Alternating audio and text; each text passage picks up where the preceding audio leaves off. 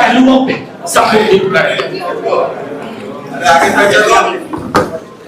सभी हमारे पत्रकार बंधु, सब लोगों का इस प्रेस कॉन्फ्रेंस में स्वागत है।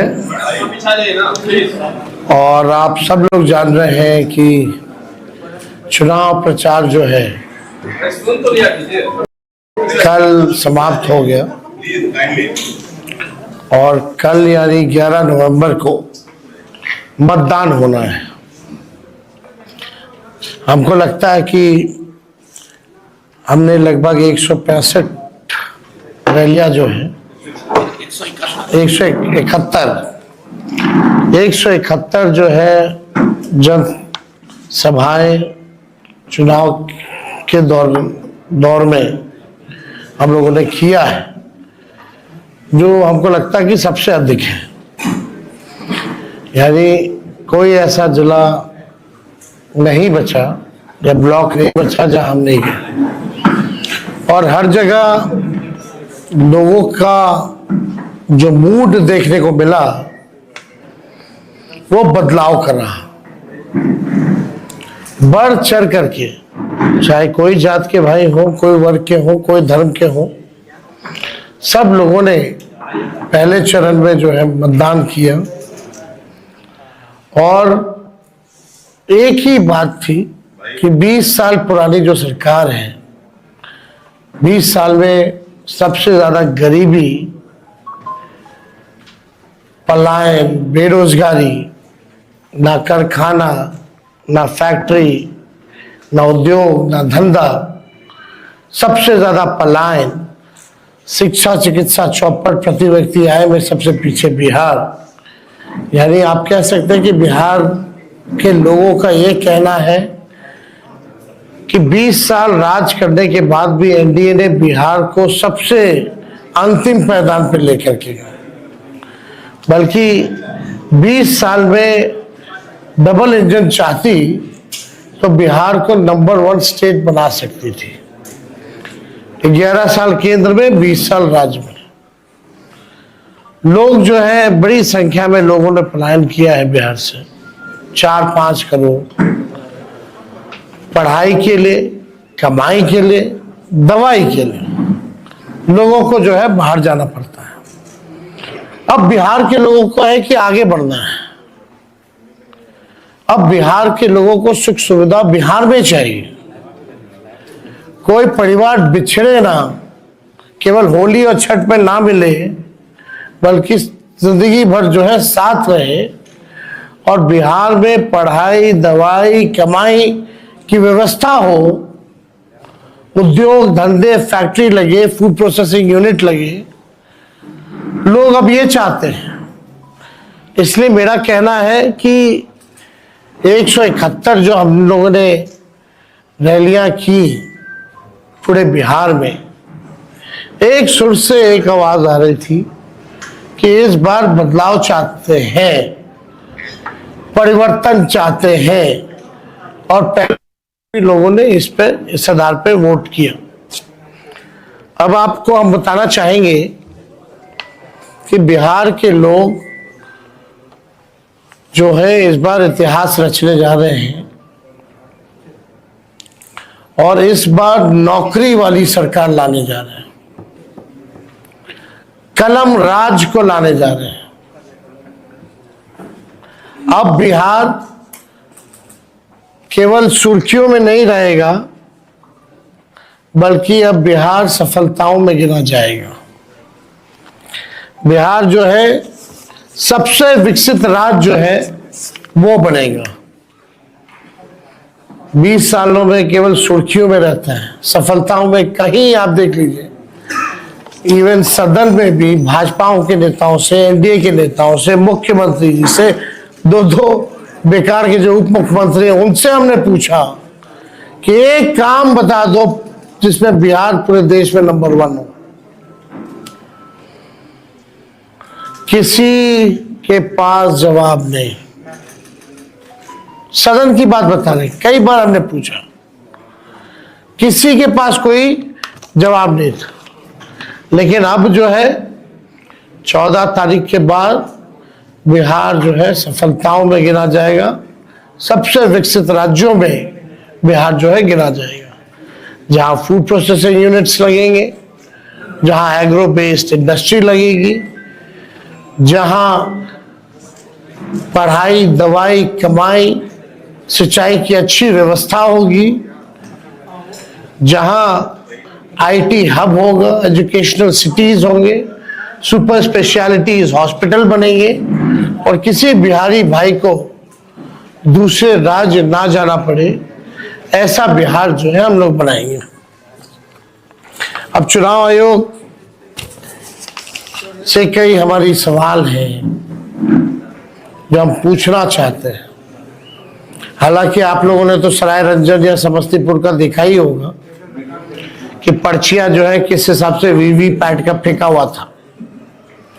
इसमें कई लोग सस्पेंड भी हुए हैं बाद में, जब हम लोगों ने आवाज उठाई तब लोग डरे हुए हैं, सत्ता में बैठे लोग घबराए हुए हैं।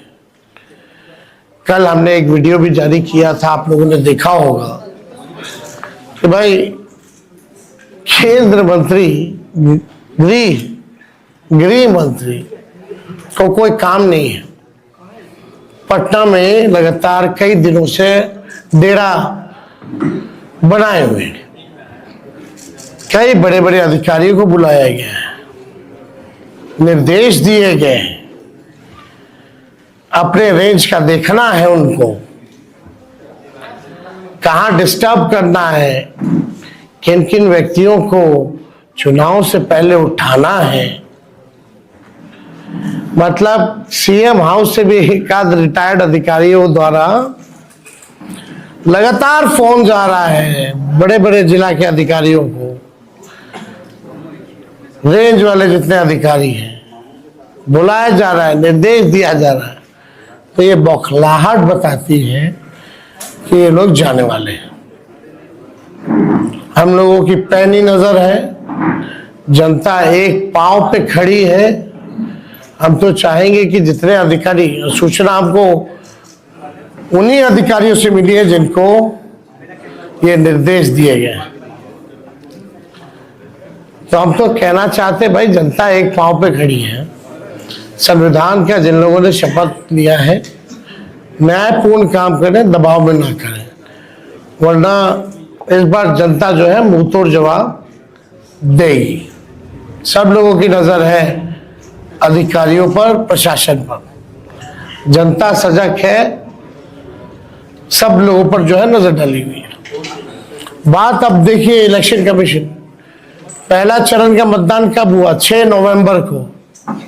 आज हम बैठ के पीसी कर रहे हैं 10 नवंबर को।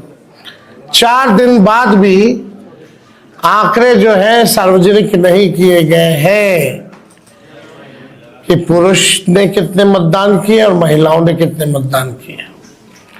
कोई भी ऑफिशियल आंकड़ा नहीं आता। पहले भी मैनुअली, पहले के जमाने में तो उसी दिन उसी समय बता देता था मैनुअली।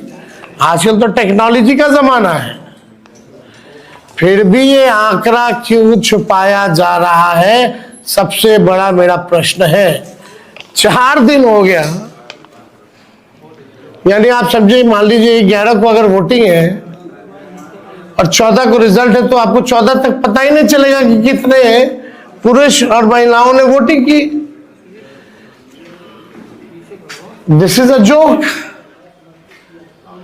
कितना टेक्नोलॉजी का जमाना है, एआई का जमाना है। ये बताओ, अमित शाह और मोदी जी के राज में इलेक्शन कमीशन ठप हो गया है। अरे भाई, इतना तो पहले के जमाने में उसी दिन उसी वक्त मैनुअली लोग निकाल करके दे देता था कि इतना प्रतिशत जो है पुरुषों ने मतदान किया, इतनी प्रतिशत जो है महिलाओं ने मतदान किया, और ये उम्र के लोगों ने इतना इतना मतदान किया। आप मीडिया के लोग यहाँ हैं, विद्वान लोग हो, जरा बताइए, आप लोगों को जानकारी में है क्या? ये कहीं भी ऑफिशियली ये बात आई है? Where is election commission?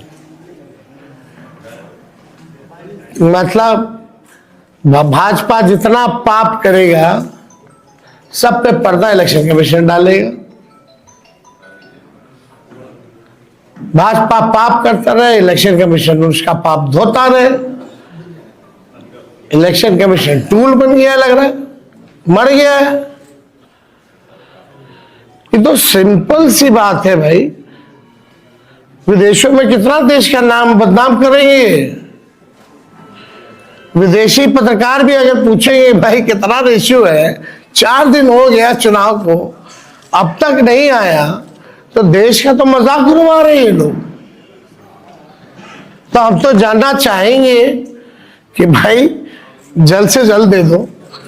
ऐसा जो आप लोगों का रफ्तार है, लग नहीं रहा कि दूसरा फेज वाले का पता भी चल पाएगा कि कितना रेशियो में किसने किसने कितना मतदान किया। आपको हम बता दें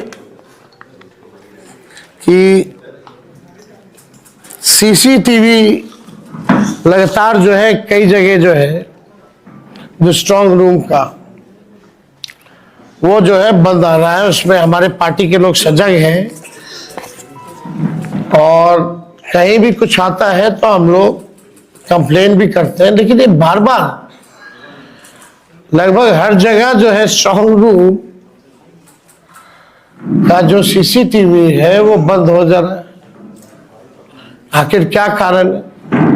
इसमें चुनाव आयोग को जो है सफाई देने की जरूरत है। और आपको हम इंटरेस्टिंग डेटा बताना चाहते हैं जो इलेक्शन कमीशन ने अमित शाह जी के निर्देशों पे शायद किया होगा। एक तो आंकड़ा हम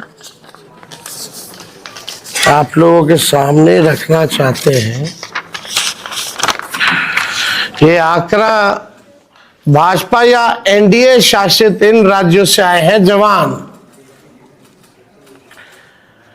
उत्तर प्रदेश से 40 कंपनियां, गुजरात से 27 कंपनियां, मध्य प्रदेश से 23 कंपनियां, असम से 15 कंपनियां, महाराष्ट्र से 25 कंपनियां, छत्तीसगढ़ से 15 कंपनियां, राजस्थान से 10 कंपनियां, मिजोरम और हरियाणा से 8-8 कंपनियां, नागालैंड से 15 कंपनियां, मेघालय से 7 कंपनियां, गोवा से 6 कंपनियां, त्रिपुरा से 5 कंपनियां और उत्तराखंड से 4 कंपनियां, यानी कुल 208 कंपनियां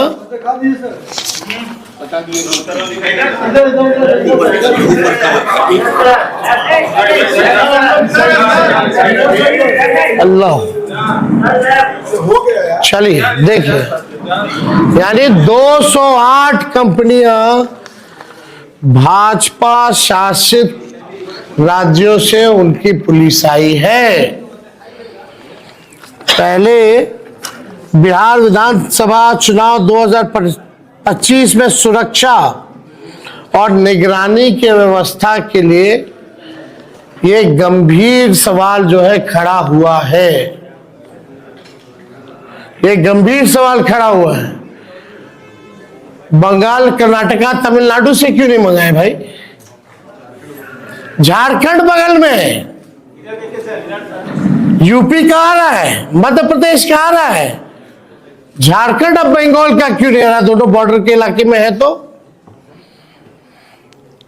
मेघालय अब त्रिपुरा से आ रहा है, नागालैंड से आ रहा है, लेकिन झारखंड, बंगाल और आपका तमिलनाडु, कर्नाटका जैसे राज्यों से क्यों नहीं आ रहा? केरला से क्यों नहीं आ रहा? वेस्ट बंगाल वही हुआ, क्यों नहीं आ रहा? ये तो भाई बड़ा सवाल जो है खड़ा हो गया।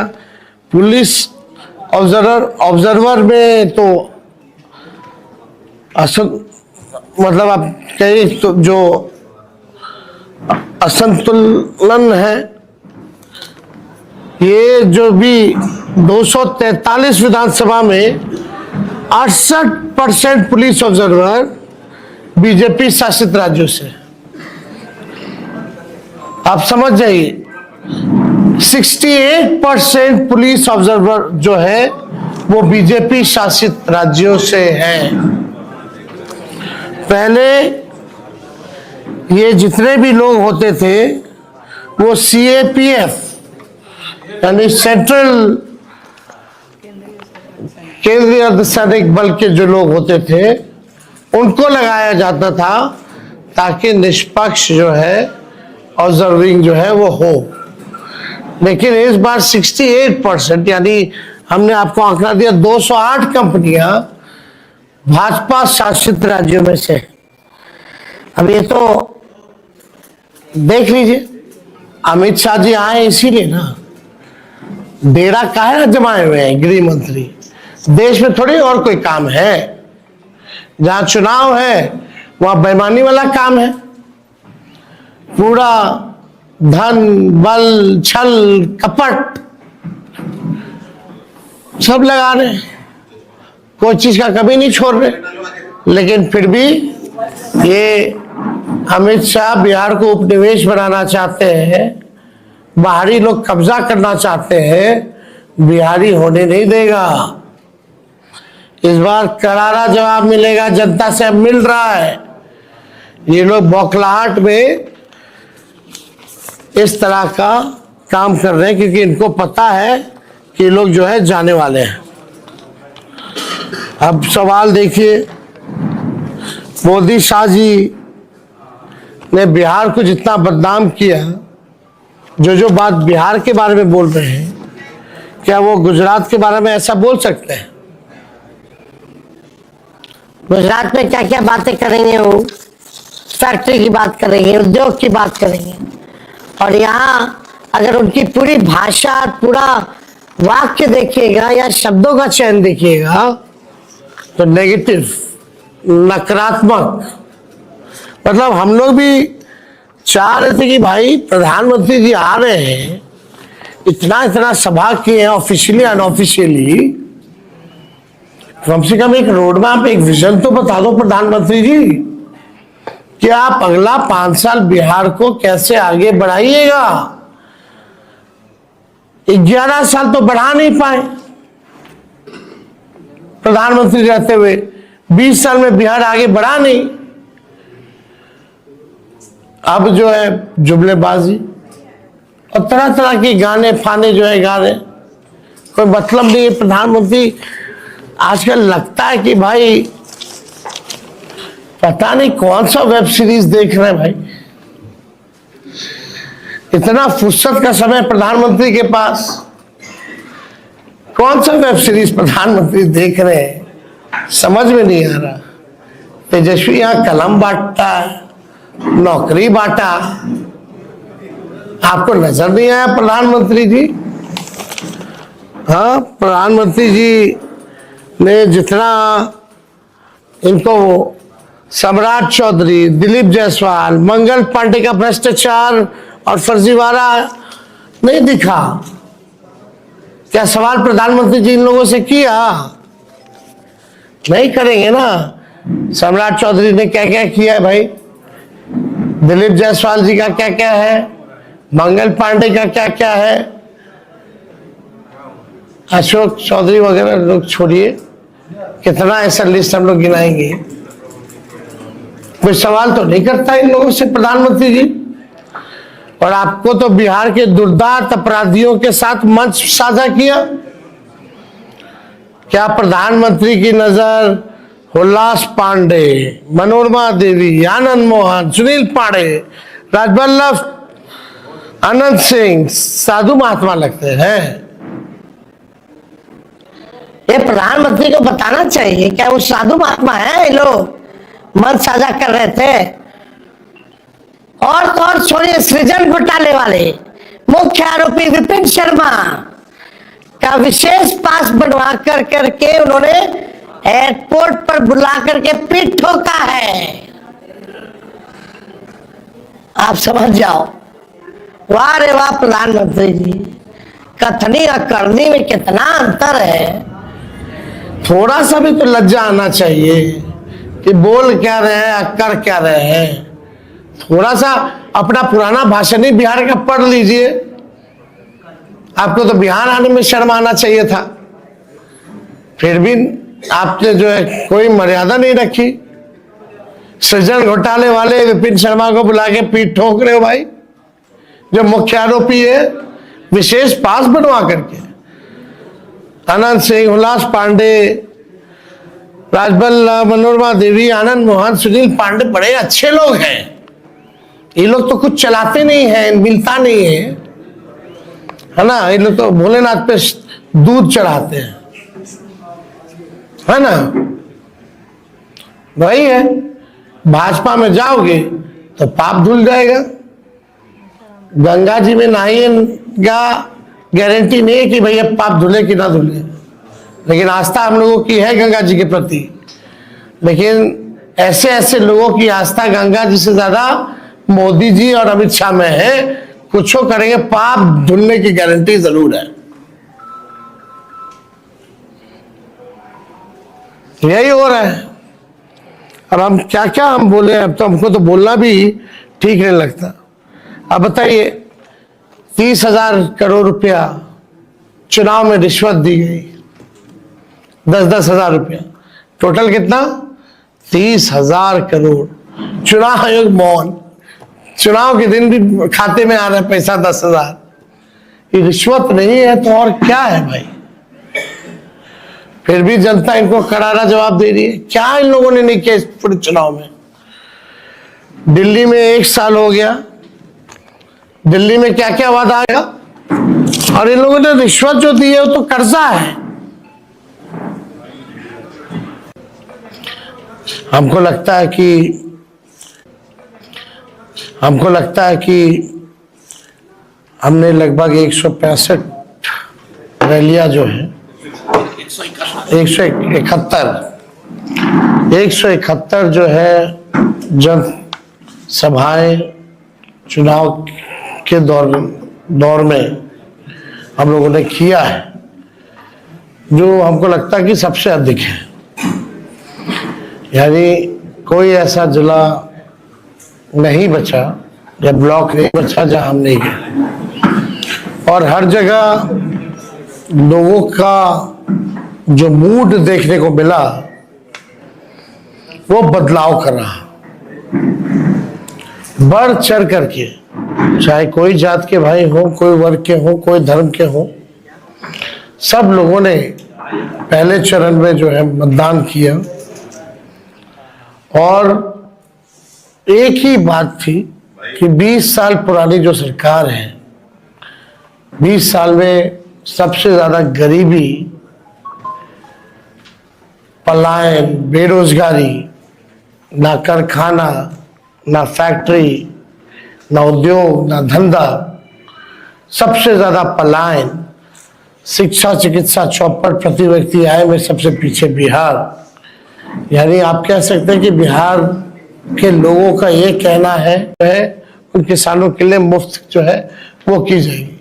जो जनप्रतिनिधि है, जैसे त्रिस्तरीय पंचायत के लोग हों, ग्राम कचहरी के लोग हों, इन सब का जो है पेंशन भी मिलेगा। और इन सब लोगों को जो है हम लोग जो मानदेय जो है दुगना हम लोग करने का काम करेंगे। टैक्स वगैरह जो हो गए, उन लोगों को जनप्रतिनिधि का दर्जा हम लोग जो है देंगे। तो हम लोग कई ऐसी योजनाएं, बेटी योजना हो, माँ योजना हो, ये सब योजनाओं को हम लोग जो है लागू करेंगे। आरक्षण को हम लोग जो है, इन लोगों ने तो खत्म कर दिया, भाजपा के लोगों ने, हम लोग जो है आरक्षण को लागू करेंगे।